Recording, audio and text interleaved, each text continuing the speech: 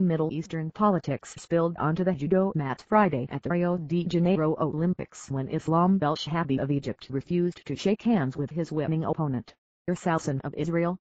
Shehaby, an ultra-conservative Salafi, had come under pressure before the games from Islamist-leaning and nationalist voices in Egypt to withdraw from the first-round heavyweight bout against the Israeli.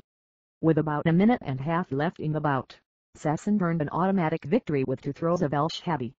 The Egyptian lay flat on his back for a moment before rising and standing opposite Shehaby in front of the referee. When Shehaby extended his hand, Shehaby backed away, shaking his head. The referee called Shehaby back to the mat and obliged to him to bow. Shehaby gave a quick nod, and he was loudly booed as he exited. Competitors typically bow or shake hands at the beginning and end of a match as a sign of respect in the Japanese martial art. Shehaby refused to comment, as did Shehaby. The Israeli lost his semifinal match to top-ranked Teddy Riner of France but still has the chance to fight for a bronze medal later on Friday. Asked about Shehaby's actions, Israeli team press attaché Broya Bigman said, "This is his problem. It's not our problem." She said she hadn't spoken to Shehaby about it and didn't know how it had affected him. "If you ask me, it's a psychological thing," she said. Ofer Delman, Arabic language spokesman for the Israeli Prime Minister Benjamin Netanyahu, called the incident shocking. In a Twitter post, he said it goes against the spirit of Rio 2016, writing in Arabic said that sports are not the field for politics and extremism. The International Judo Federation called it a sign of progress that the fight even took place between the 2 athletes.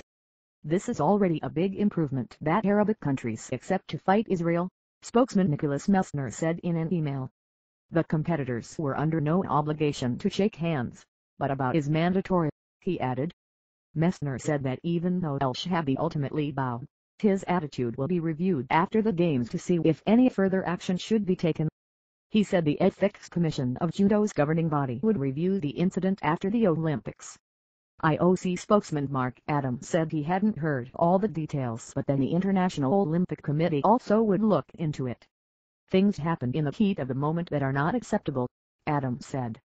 "We believe the Olympic movement should be about building bridges, not erecting walls. There's absolutely no excuse for it." He acknowledged that sometimes athletes can't bring themselves to shake hands with their competitors. "It's a shame if that happens," Adams said. Egypt's Olympic Committee distanced itself from what Shehaby did, saying the Egyptian was alerted before the match to abide by all the rules and to have sporting spurt during his match with the Israeli player. What the player did after the match, and not shaking hands with his rival, is a personal action, the committee said in a statement. Similar scuffles have happened before between Israeli and Arab judo athletes. At the quarter-finals of the 2011 Judo Grand Slam in Moscow, Egyptian Ramadan Darwish refused to shake hands with Israeli Shehaby. The next year, Darwish again declined to shake hands with Shehaby after beating the Israeli in their quarter-final match at a tournament in Dusseldorf. On Thursday, Mutaz Matar, a TV host of the Islamist-leaning network Al Sharq, had urged Shehaby to withdraw. "My son, watch out. Don't be fooled, or fool yourself, thinking you will play with the Israeli athlete to defeat him and make Egypt happy," he said. "Egypt will cry, Egypt will be sad, and you will be seen as a traitor and a normalizer in the eyes of your people." Egyptians clearly were divided before the match over whether Shehaby should compete or withdraw, and there was a mixed reaction on social media afterward. Many blamed him for embarrassing the country, although some felt sympathy for Shehaby, saying he was put under a lot of pressure. In a Facebook post, journalist Gamal Nasser said, "As long as you agreed to play an Israeli champion in the Olympics, you should have exchanged the greeting." He wrote that Shehaby's move backfired, and the Israeli player ended up with more sympathy. "We have lost in terms of sports and politics," Nasser said. Egypt was the first country in the Arab world to sign the peace treaty and normalize relations with Israel after decades of war.